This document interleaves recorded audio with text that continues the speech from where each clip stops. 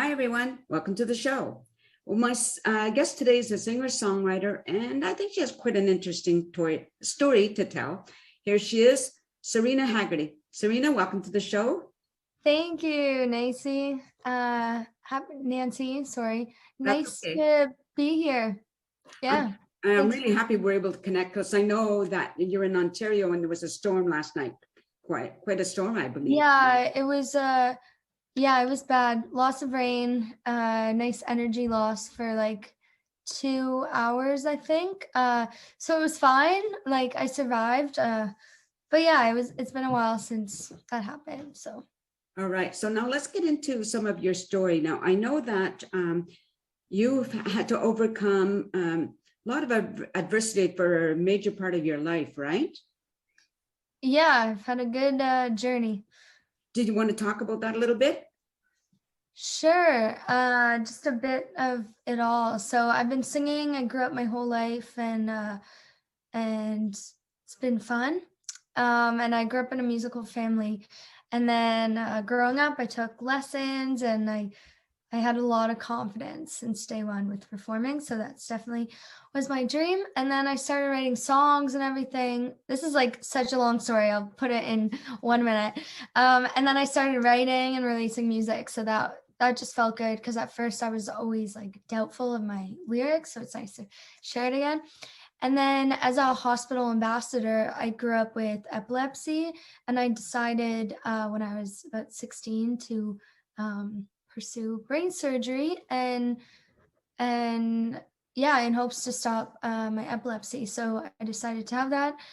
And then not long after, I also became a Wish kid, and I wished to perform on a big stage. So of course, as I said, like performing is just Yes. what I love. So I got to perform with Canadian Shawn Mendes, and I got to sing like my actual first original song that I released on stage. So that was a lot of fun. And then that was in 2017.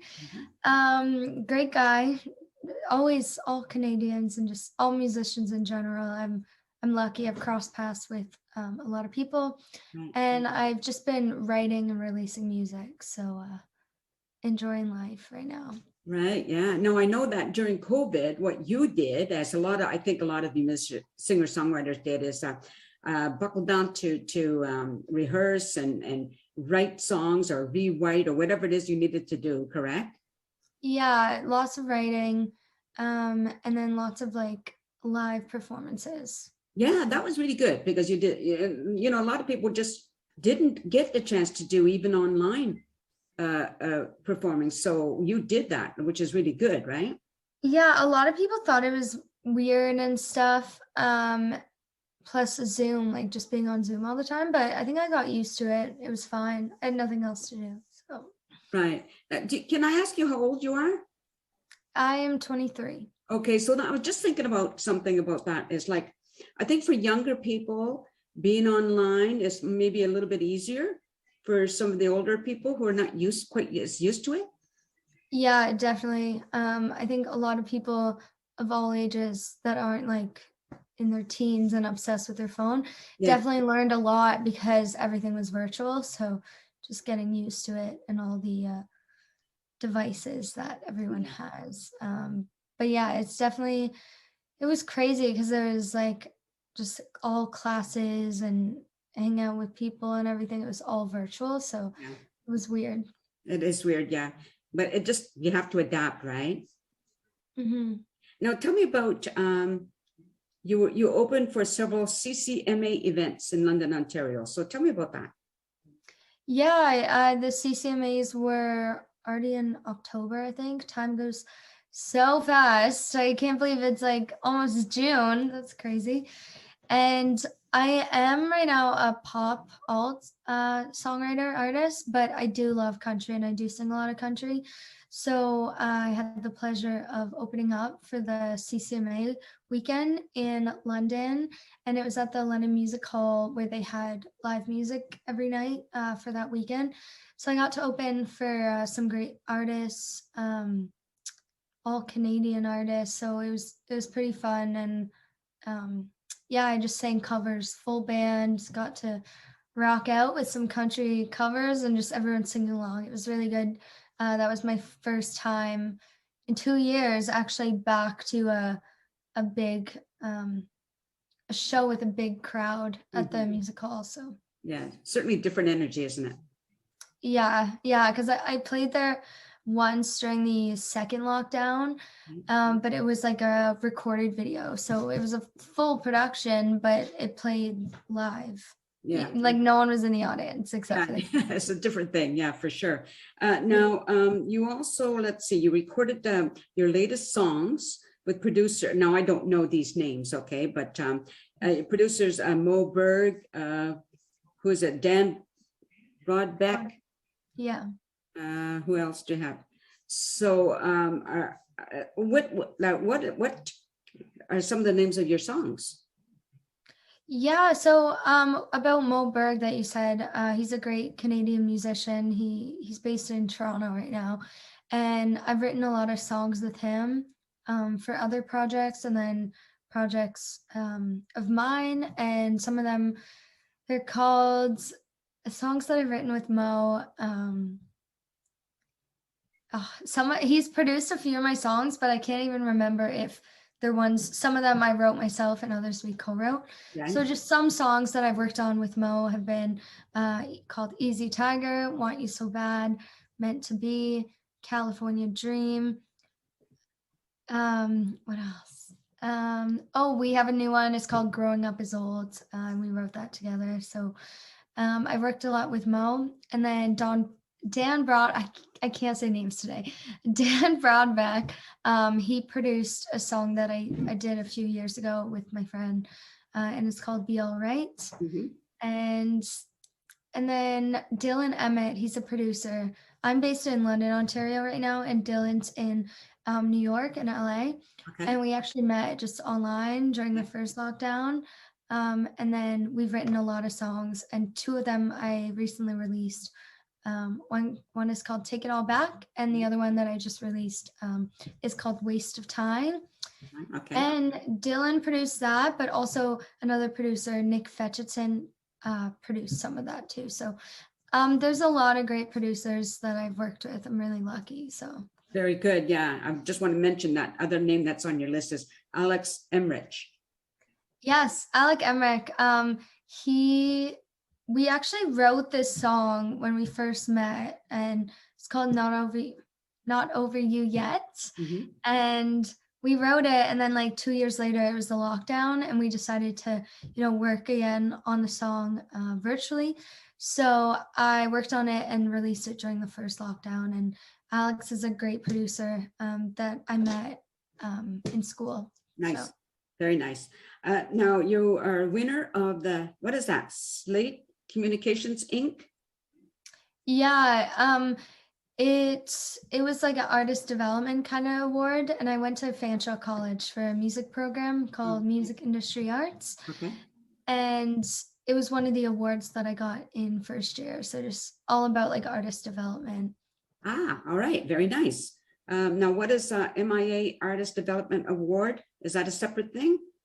Yeah, that's the same one. Slate. Oh, it's the same one. Okay. Yeah. Yeah. Okay. I'm not used to the acronyms. I don't. Sorry.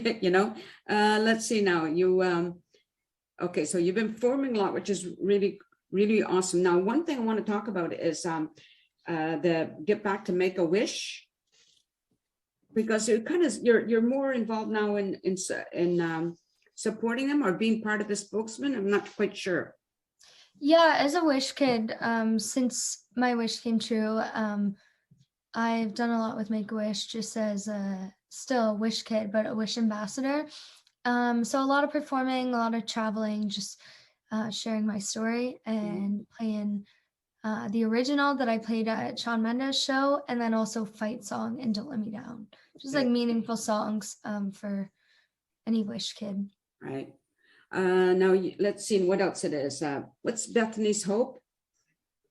Bethany's Hope is a great organization based in London, Ontario, and it's for a girl, Bethany, and she passed away of a very rare disease. And since then, we're closer and closer every year to finding a cure. So I like grew up just helping out. And the McIntyre family, they're in London, and they're the founders of that company. So Okay, so that's, you support a number of that's one of the charities that you support, is that correct? yes. Okay, really good. I mean, I think that's important that you give back in whatever way.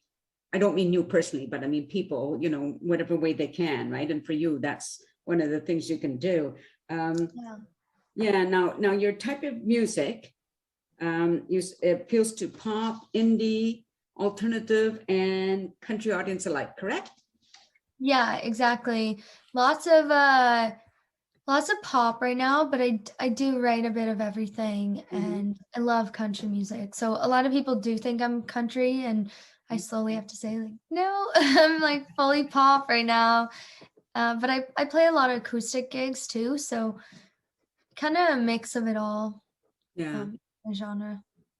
So, okay, now Loan Sarina, that was what was that? That was the Make-A-Wish 40th anniversary that sold out.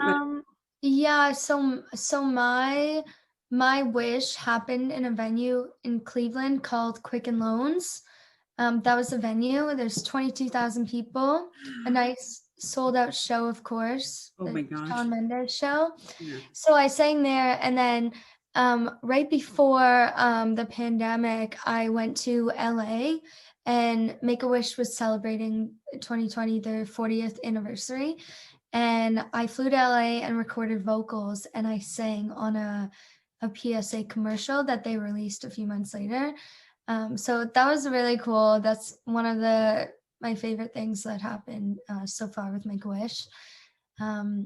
Yeah, I've had a lot of cool experience. I've traveled to Arizona twice just to share my wish and sing a song or two, and then also in Dublin, Ireland. I went there once too, and I was supposed to go back to Cleveland for a big fundraiser they had, but then, of course, in 2020.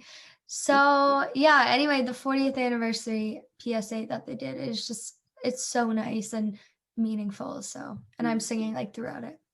Now, when you perform for that huge audience, what was that like compared to like a small venue? I didn't get nervous at all, so I'm lucky I'm that kind of person. I think it was, I don't know, it was cool. It was very, the coolest part was just like it happening, not only just sharing, like performing in 22,000 people, but the fact that like, you know, with Shawn and his team and Make-A-Wish that like it happened. So I think Make-A-Wish is just incredible.